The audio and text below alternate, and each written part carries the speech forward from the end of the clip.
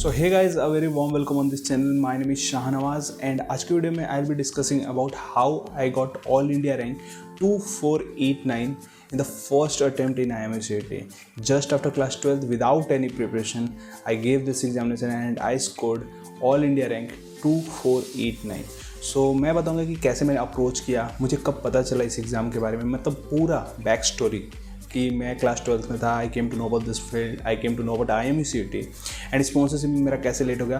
तो I will tell you the complete thing. IMCET का score card, ये सब चीज़ें मैं बताऊंगा एंड साथ साथ मैं बताऊंगा कि वो जो गलती मैंने करी थी वो आप तो कर नहीं रहे हो, आपको तो अभी बहुत कुछ पता चल गया है. तो how you can get sponsored even this time also. अभी भी बहुत टाइम है, आप स्पॉन्सरशिप लेके IMCET क्लियर करके you can easily get into any of the top maritime institute. तो वीडियो को लास्ट तक देखना, do not miss any part of this video. So the first question is how I came to know about this field. तो इस field के बारे में मेरे को नॉर्मली ऐसे सर्च इंजन से ही पता चला था. I was searching about the career options after class 12th. तो उसमें मेरे को मर्चेंट नेवी मिला था and it is one of the lucrative jobs in India. तो वहाँ से मेरे को पता चला कि लाइक मर्चेंट नेवी एग्जिस्ट करता है और we can join as an officer after class 12th. But उतना आइडिया नहीं मिला था. देन आई केम अक्रॉस कि मेरे एक सीनियर है, he is currently sailing as a third officer in fleet management. तो उस time he just started his cadetship. एक उन्होंने जहाज़ कर लिया था एंड वो घर पे आए हुए थे. उनसे बात वगैरह हुई, नॉर्मली कॉल पे ही बात हुई. He is settled in Mumbai. तो वहाँ पे उनसे मैंने बात की एंड मेरे को और पता चला एंड वहाँ से मेरे को पता चला IMUCET के बारे में. अगर इंडिया मर्चेंट नेवी ज्वाइन करना है तो you have to give IMCET. और उन्होंने उस टाइम पे मुझे स्पॉन्सरशिप के बारे में भी थोड़ा बहुत बताने की कोशिश किया था. But after class 12th I can see like जितने भी लोगों को मैं अभी आजकल बातें करता हूँ उन्हीं के जैसा मेरा भी दिमाग था. एक टोटली ब्लैंक, स्पॉन्सरशिप के बारे में कुछ नहीं पता है, कितना भी समझा दो दिमाग में घुसता नहीं है. तो वैसा टाइप का दिमाग मेरा भी था. बस मेरे को एक चीज़ समझ में आया, दैट इज़ IMUCET, वो आपको देना होता है. एंड उस टाइम पे IMUCET का एप्लीकेशन फॉर्म आने वाला था. तो आई सर्च्ड एंड मैंने IMUCET का फॉर्म भर दिया एंड अब IMUCET का एग्ज़ाम देने जाना है. And I was not aware कि अभी स्पॉन्सरशिप वगैरह भी चीज़ें हैं, DNS BSc. I was just knowing कि हाँ DNS एग्जिस्ट करता है, BSc एग्जिस्ट करता है, मेरे को DNS करना है. बट ये नहीं पता था कि DNS में स्पॉन्सरशिप लेके करना है. तो I filled the application form of IMUCET and फिर IMUCET का मेरे को एडमिट कार्ड और डेट भी आ गया and I went for the examination. Question is what was my preparation for IMUCET. तो when I was preparing for this thing ना कि हाँ मर्चेंट नेवी अब मेरे को ज्वाइन करना है, तो फर्स्ट प्रेफरेंस मेरा उस टाइम पे NDA था. Second was merchant navy. Like merchant navy किसी का भी फर्स्ट प्रायोरिटी नहीं होता, बहुत कम लोग होते हैं. Most of the people go through like this कि हाँ पहले NDA, देन अगर नहीं हुआ तो merchant navy. Same I was preparing the same like कि हाँ मेरे को अभी ड्रॉप लेना है क्लास 12 के बाद. दैट वॉज फिक्स, ठीक है. एंड NDA की प्रिपरेशन करूँगा. तो एक्चुअली मैंने उतना फोकस नहीं किया क्योंकि आई वॉज नोइंग कि हाँ मेरे को इस फील्ड के बारे में इतना कुछ पता नहीं है अभी. तो अगर मैं 1 साल का ड्रॉप लेके NDA की तैयारी करता हूँ तो उस 1 साल के ड्रॉप में I will come to know more about this field. तो वो मेरा था. तो इसकी वजह से मैंने IMUCET पे कुछ ज़्यादा प्रिपरेशन करी नहीं. Just I came to know about इस कि पैटर्न क्या होता है. तो पैटर्न एक बार श्योर हो गया कि हाँ फिजिक्स 50 है, केमिस्ट्री 20 है, मैथमेटिक्स 50 है एंड तुम्हारा इंग्लिश 40 है, जनरल एप्टीट्यूड 40 है. तो मैंने देखा कि जनरल एप्टीट्यूड और इंग्लिश 80 मार्क्स के हैं. तो आई वाज लाइक कि हाँ ठीक है, ये 2 सब्जेक्ट में ही मैं अच्छे से स्कोर कर दूंगा. बाकी फिजिक्स केमिस्ट्री मैथमेटिक्स में भगवान भरोसे, जो भी चीज़ें आएंगी वो कर दूंगा, जो नहीं आएंगी छोड़ के आ जाऊँगा. वैसे भी उस टाइम पे there was no negative marking. तो आपको पूरे 200 के 200 क्वेश्चन करने होते थे. 3 घंटे का टाइम मिलता था, 200 क्वेश्चन, और आपको पूरे क्वेश्चन करने हैं बिना नेगेटिव मार्किंग के. तो मैंने कोई अच्छा खासा लेवल का प्रिपरेशन नहीं करा था. बस कि हाँ इस पे था कि मेरे को जनरल एप्टीट्यूड आता है, क्योंकि मेरे को जनरल एप्टीट्यूड आता भी था. मैं ऐसे 10th लेवल से ही ऐसे मैं जनरल एप्टीट्यूड की प्रैक्टिस वगैरह करता रहता था. और तुम्हारा इंग्लिश भी मेरा ग्रामर पोर्शन सही है, तो उसका भी मेरे को डर नहीं था. बाकी फिजिक्स केमिस्ट्री मैथमेटिक्स मैंने छोड़ दिया बिल्कुल कि हाँ अभी देखा जाएगा जो होगा वहाँ पे चल के. तो ये मेरा कुछ प्रिपरेशन का लेवल था उस टाइम पे. 0 प्रिपरेशन, कोई भी प्रिपरेशन नहीं, कोई भी बुक मैंने नहीं पढ़ी थी उस टाइम पे. आज मैं सबको रिकमेंड करता हूँ एयरफोर्स XNY. वो भी एयरफोर्स XNY भी मैं अभी मेरे पास भी है, अभी भी है, बट वो एयरफोर्स XNY जब मैंने ड्रॉप ईयर लिया था तब खरीदा था पढ़ने के लिए। उस टाइम तक मेरे पास कुछ नहीं था, कोई भी प्रिपरेशन लेवल नहीं था। ओके, ना टॉकिंग अबाउट माय एग्ज़ाम का एक्सपीरियंस, तो उस टाइम मेरा एग्ज़ाम पड़ा था लखनऊ में। 2019 की बात बता रहा हूँ, 2019 जून 1 आई थिंक, जून 1 को ही IMCT होता था। वो स्टैंडर्ड था कि 1 जून को ही होगा। तो 1 जून को मेरा लखनऊ में ट्रांसपोर्ट नगर में था सेंटर, एंड उस टाइम पे सेंटर भी बहुत कम हुआ करते थे। पूरे ऑल ओवर इंडिया में 22 सेंटर्स है या 21, एंड आज के टाइम पे 86 सेंटर है, तो काफ़ी ज़्यादा डिफरेंस हो गया अब तो। एंड मैं गया एग्ज़ाम देने, एंड वहाँ पे क्या हुआ ना कि पूरे लखनऊ में भी एक सेंटर था। अब इतने सारे बच्चे हैं लखनऊ में आएंगे, और वो सेंटर में मतलब समझ लो कि कुर्सियाँ इतनी पास पास थी कि एक बगल वाला बच्चा ऐसे सामने ऐसे देखेगा तो उसको पूरा मेरा आंसर दिख रहा था। और तुम लोग मानोगे नहीं, देयर वॉज वन गाय, मेरा क्लासमेट, मेरा बैचमेट, PCM हम लोग साथ में पढ़ते थे। सेंट मैरी इंटर कॉलेज से मैं पढ़ा हूँ, और जानकीपुरम लखनऊ से। तो वहाँ पे हम लोग साथ में पढ़ते हैं, और हम लोग का साथ में प्लानिंग हुआ था कि हाँ चलो IMCT का फॉर्म फिल करेंगे, उसको भी ज्वाइन करना था। तो उसने भी फॉर्म फिल किया, और जब मैं जाके एग्ज़ाम सेंटर में बैठा, थोड़ी देर बाद वो बंदा आके, वो अभिजीत सिंह चौहान नाम है उसका, वो बंदा आके मेरे बगल में बैठता है, मेरे जस्ट बगल में। लाइक आई वॉज लाइक कैसे, मतलब क्या, मतलब कुछ भी हो रहा है यहाँ पे, यहाँ बगल में आके मेरा दोस्त बैठ रहा है। एंड फिर एग्ज़ाम शुरू होता है। एग्ज़ाम का भी मेरा अप्रोच, अब देखो, मैंने फर्स्ट अटेम्प्ट किया English portion, because English was easy, very very easy. तुम लोग को बिल्कुल भी टेंशन लेने की ज़रूरत नहीं है इंग्लिश को लेके, because it is very very easy.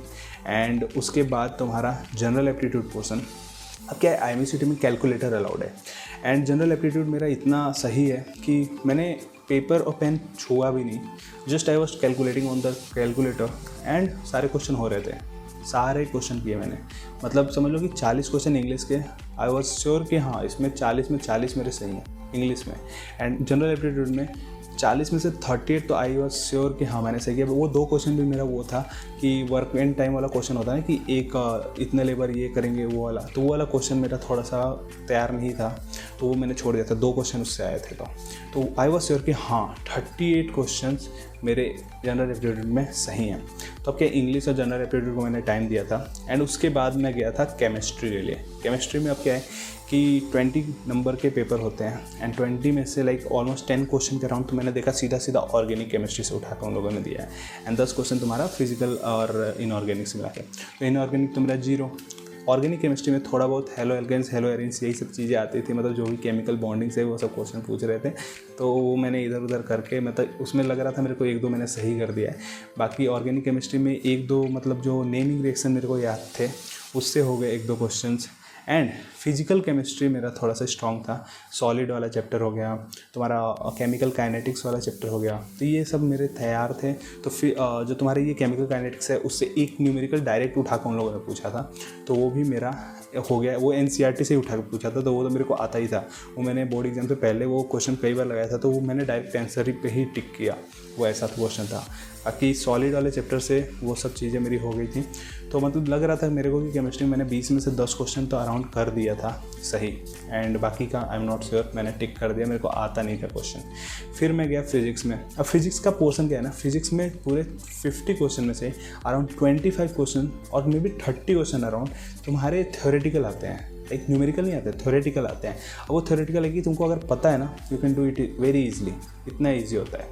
तो वो चीज़ था, मैंने थ्योरेटिकल काफ़ी अच्छे से किया, काफ़ी अच्छे से किया। उसमें बहुत सारे क्वेश्चन आ भी नहीं रहे थे, लाइक बहुत सारे टॉपिक, लाइक मोस्टली 11th के टॉपिक वो मेरे को आ भी नहीं रहा था। 12th तो मैं जस्ट पढ़ के आया था, तो थोड़ा बहुत आइडिया था। एंड उसके बाद मैं लास्ट में गया मैथमेटिक्स, और जब मैं मैथमेटिक्स पे गया ना, मेरे पास 30 मिनट्स बचे थे, 2.5 घंटे मैंने इधर वेस्ट किए थे, 30 मिनट्स मेरे मैथमेटिक्स में बचे थे। अब मैथमेटिक्स में तुम्हारा वेक्टर वाला चैप्टर ज़्यादा क्वेश्चन आता है, मैंने वेक्टर से किया था। सेट्स एंड तुम्हारा रिलेशन एंड फंक्शन उससे आता है, मैट्रिसेस एंड डिटर्मिनेंट्स उससे आता है। ये 3 टॉपिक के जितने भी क्वेश्चन आए थे, और इस 3 टॉपिक में ज़्यादा क्वेश्चन आए थे, तो मैंने किया उधर। फिर प्रोबेबिलिटी में जो इजी क्वेश्चन आए थे वो तो मेरे से हो गए। अब जो टफ़ वाले आते हैं, पता नहीं वो प्रोबेबिलिटी में एक टॉपिक है बहुत टफ है, वो वाला उस टाइप के क्वेश्चन आए थे, वो मेरे से नहीं हो पाए थे, तो मैंने छोड़ दिया था। और परम्यूटेशन एंड कॉम्बिनेशन एक अच्छा चैप्टर है, उससे भी क्वेश्चन आते हैं। और ये क्वेश्चन है ना, और जो मैंने मैट्रिक्स एंड डिटर्मिनेंट बताया, परम्यूटेशन कॉम्बिनेशन बताया, इसमें ना कॉन्सेप्चुअल बेस्ड क्वेश्चन आते हैं, ज़्यादा आपको सॉल्व करने की ज़रूरत नहीं है, काफ़ी ईजी होते हैं। तो वो मैंने कर दिया था उस टाइम पे। तो पूरे 3 घंटे में मैंने किया। तो ऐसे क्वेश्चन तो मैंने सारे किए। लास्ट में जब मतलब वो था कि हाँ अब पूरा ही अटेम्प्ट करना है, नेगेटिव मार्किंग तो है नहीं। तो सही के अराउंड मैंने कुछ मतलब पूरा मिला के अगर देखा जाए तो मैंने कुछ 130 के आसपास मैंने अपने मन से जो चीज़ें मेरे को आती थी, थोड़ी सी डाउट थी वो की थी, तो वो 130 के 140 के अराउंड पे था। एंड बाकी जो लास्ट के थे वो 60 क्वेश्चन जो मेरे छूट रहे थे वो मैंने ABCD ऐसे करके मार दिया, कुछ भी करके उसको टिक कर दिया बस। तो ये करके मैंने IMUCT दिया, इधर उधर कैसे भी जुगाड़ लगा के कैसे भी दिया, बट मैंने चीटिंग नहीं करी। मैंने किसी से भी एक क्वेश्चन नहीं पूछा, जो भी किया वो खुद से किया था। तो this was my approach towards the examination. And not talking about the result. अब रिजल्ट क्या है कि 1 जून को एग्ज़ाम होता है एंड IMU का रूल है कि वो 1 हफ्ते के अंदर रिजल्ट देते हैं। तो 6 या 7 को रिजल्ट पब्लिश हुआ, शाम को मैं सुबह से वेट कर रहा हूँ कि रिजल्ट आएगा। एंड आई वाज लाइक कि मेरा क्यों नाम आएगा यार, मैं फर्स्ट टाइम कोई ऑल ओवर इंडिया का एग्ज़ाम दे रहा हूँ, कैसे मेरा रिजल्ट में नाम आ सकता है। एंड मैंने PDF डाउनलोड किया। अब PDF डाउनलोड करके मैंने अपना नाम सर्च किया, ठीक है। तो नाम सर्च करते ही देख रहा हूँ कि मेरा नाम है, और मैंने फिर अपना CET ID देखा क्योंकि कोई और तो नहीं है शाहनवाज। तो मैंने CET ID देखा, फिर CET ID मैच किया, अरे सही है मेरा आ गया ऑल इंडिया रैंक 2489। और मेरा OBC भी था, तो मेरा 2 रैंक है, एक था OBC का रैंक 1000 समथिंग आया था, बट OBC का रैंक तो मेरे को यूज़ करना नहीं था। मैंने ऑल ओवर इंडिया का जो रैंक था, ओपन रैंक था, वो यूज़ किया 2489। तो मैं आई वाज लाइक कि मेरा कैसे आ सकता है, मैंने मतलब कुछ भी, मैं तो कुछ भी करके आया था उधर। तब से मेरे को पता चला कि यार ये level of the examination IMUCT का वो नहीं है। Like you can easily do anything in IMUCT। मतलब तुम्हारा एक 3 डिजिट रैंक 2 डिजिट रैंक लाना आसान है। यहाँ पे क्वेश्चन का लेवल उतना ईजी होता है। अगर मेरे जैसा बच्चा एक ला सकता है जो कि बिना प्रिपरेशन के गया था and he got all India rank 2489। आज के टाइम पे तो Budding Mariners is providing complete everything यार। मेरे टाइम पे कोई मटेरियल नहीं था, I was with no materials. And आज के टाइम पे Budding Mariners we are giving you physics, chemistry, mathematics, general aptitude, English, ये 5 सब्जेक्ट के तो क्लासेस, लाइव क्लासेस मिल ही रहे हैं नोट्स क्वेश्चन के साथ। उसके साथ साथ reasoning and general aptitude, reasoning and geography we are getting. तो this is the complete preparation of IMUCT and sponsorship. But उस टाइम पे नथिंग, मैं कोई कोचिंग क्लास नहीं किया था 11th-12th में। आई वॉज जस्ट लाइक कि हाँ मैं बस कुछ भी करके वहाँ पेपर में आ गया and I got all India rank 2489। तो ये चीज़ था, may be it was luck, but या मैंने जनरल एप्टीट्यूड और इंग्लिश में मेहनत किया था कि हाँ 80 में से 78 मैंने स्कोर किए थे खुद से। ये चीज़ थी। एंड अभी वही चीज़ें, वही एक्सपीरियंसेस हैं, वही एक्सपीरियंस एंड वही उसके बाद का रिसर्च है कि हाँ ठीक है अब IMUCT में मेरा रैंक आ गया है, एडमिशन किस कॉलेज में लेना है। तो मेरे को लगा कि हाँ चलो अब IMU के कैंपस में वो कराते हैं, काउंसलिंग कराते हैं। IMU Navi Mumbai, yes IMU Navi Mumbai में BSc करते हैं। तो फिर मैंने सर्च किया BSc के बारे में। कोरा इज़ द प्लेटफॉर्म जहाँ से मेरे को सब कुछ रियलिटी पता चला कि what is going on in this field. Merchant navy में DNS क्या होता है, BSc क्या होता है, TS चाणक्य कैसा है, प्लेसमेंट कैसा है, कॉलेज IMU के कॉलेज में प्लेसमेंट क्या सीन है, ये सारी चीज़ें मेरे को कोरा से पता चली। क्योंकि वहाँ पे सीनियर्स होते हैं जो यहाँ पढ़ रहे होते हैं, वो जवाब देते हैं वहाँ पे क्वेश्चंस के। मैंने क्वेश्चंस भी पूछे बच्चों से, सीनियर से, वो लोग मेरे को जवाब देते हैं कि don't go for this, drop लो, अच्छे से प्रिपरेशन करो, you are getting a good IMUCT rank. Same तुमको अगले में करना पड़ेगा, अच्छा रैंक लेके आना और अच्छा स्पॉन्सरशिप, अच्छे कंपनी का फोड़ो, बाकी तुमको ये ग्रुप ज्वाइन करो। मैंने उस टाइम पे जब मेरा CET वगैरह का रिजल्ट आ गया, उस time I came across WhatsApp group, merchant navy कुछ करके तो ऐसे ग्रुप था, और उसमें मेरे को पता चला 1-2 बंदे मिले जो कि एक स्पॉन्सर था VSIP से, एक स्पॉन्सर था एंग्लो ईस्टर्न से। तो वो दोनों मेरे को मिले एंड फिर मेरे को गुरलीन और मोहित जैसा ये यूट्यूब चैनल मिल गया। तो मेरे को पता चला कि हाँ ये सारी चीज़ें चल रही हैं इधर फील्ड वगैरह में एंड ये सारी चीज़ें करनी हैं एंड स्पॉन्सरशिप लेना है। तो आई ड्रॉप द प्लान। मेरा IMUCT वाला वो जो रैंक था all India rank 2489। Then I drop the plan कि हाँ ये जो एडमिशन लेने वाला प्लान है कि IMU नवी मुंबई में चला जाऊँगा, बिना स्पॉन्सरशिप के BSc कर लूँगा, 3 साल बाद मेरे को प्लेसमेंट मिल जाएगी। ये सब प्लान मैंने ड्रॉप किया एंड जो 1 साल का ड्रॉप तो लेना ही था NDA के लिए, बाकी मैंने उसमें सोचा कि इसमें रिसर्च करूँगा एंड मैं फरवरी में नहीं, direct I will go for the August batch के लिए सीधा मैं फॉर्म भरूँगा। And I got sponsored from 8 different companies, 8 different companies. And उस टाइम पे IMUCT नहीं हुआ because of this covid normalization method से। I got a rank of 4198, all India rank 4198 आया था मेरा दूसरे वाला IMUCT में, बट उस टाइम मैंने एग्ज़ाम नहीं दिया था। बट इस टाइम पे 2019 में मैंने एग्ज़ाम दिया था, मेरे पास वो एक्सपीरियंस है एग्जामिनेशन का, फिजिकल एग्जामिनेशन का, जो मैंने सेंटर पर जाके दिया था। So the last thing is what is the tip for you all. तो you guys are very privilege कि तुम लोग को everything you are getting in hand, तुम लोग को Budding Mariners everything is providing you in hand. तुम लोग को स्पून फीडिंग करते हैं हम लोग, लाइक कि तुम लोग आते हो, तुम लोग को एप्लीकेशन फॉर्म नहीं फिल करना आता है, तो we are filling your application form. तुम लोग को फिर ऑनलाइन टेस्ट के बारे में नहीं पता है, तो we are telling you about online test even after making videos, a lot of videos on YouTube channel. मैं मरीना रिस्क को अप्रैल 2020 में स्टार्ट किया था, अप्रैल 2020 में, एंड उस टाइम पे मेरा एक स्पॉन्सरशिप क्लियर हुआ था, तो मैंने ये चैनल स्टार्ट करने का प्लान बनाया था। एंड उस टाइम पे मैं प्रिपरेशन भी कर रहा था, लोगों की प्रिपरेशन भी करवाता था, but through only YouTube channel. कोई ऐसा मैंने क्लासेस नहीं किए थे, मैंने बस उन लोगों को यूट्यूब चैनल के थ्रू उनको सारे अपडेट्स देता था। तो ये सब उस टाइम से चल रहा है, अप्रैल 2020 से। और अप्रैल 2020 से आज अप्रैल 2023 भी पास हो गया, मतलब 3 साल हो गए इस चैनल के। एंड अभी भी बच्चों को बहुत सारे डाउट्स होते हैं मर्चेंट, इसलिए मैं रेगुलर वीडियोस बनाता हूँ इन सब चीज़ों पे, सब सारे अपडेट्स आपको देता हूँ। बट स्टिल इसके साथ साथ हम लोगों ने बर्डिंग मरीनर्स ओपन किया, बिकॉज वी नो कि बहुत सारे बच्चे हैं, they can not do alone, उनको ज़रूरत है उस हेल्प की, उस पर्सनल हेल्प की। तो you can get that personal help in just 3999 and we will be with you जब तक आपको स्पॉन्सरशिप नहीं मिल जाती, with live classes, with unlimited interview session, with unlimited mock test, subject wise everything.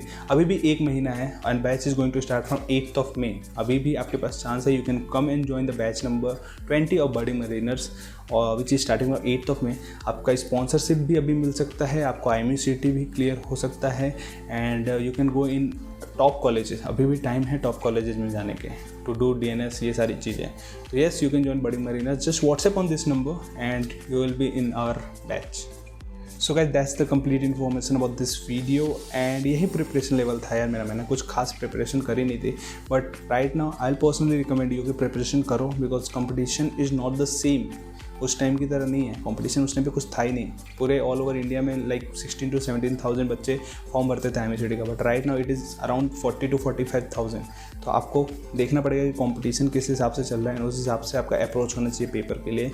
And time to time ये सारी चीज़ें changes होती रहती हैं, तो आपको उस लेवल का प्रिपरेशन करना पड़ेगा IMUCT का, स्पॉन्सरशिप का, कि आपका सिलेक्शन एक बार में हो जाए। And if you are just class 12 pass out ना, तो आपको तो थोड़ा सा और फोकस रहना पड़ेगा, because it is not too late right now. आप अभी भी ये सब चीज़ें कर सकते हो, बट 1 साल का अगर ड्रॉप लोगे ना, तो आपके ऊपर बहुत सारे क्वेश्चंस और बढ़ जाएंगे इंटरव्यू में कि तुमने 1 साल के ड्रॉप में क्या किया। ये सारी चीज़ों को जवाब देना इज़ नॉट ईजी।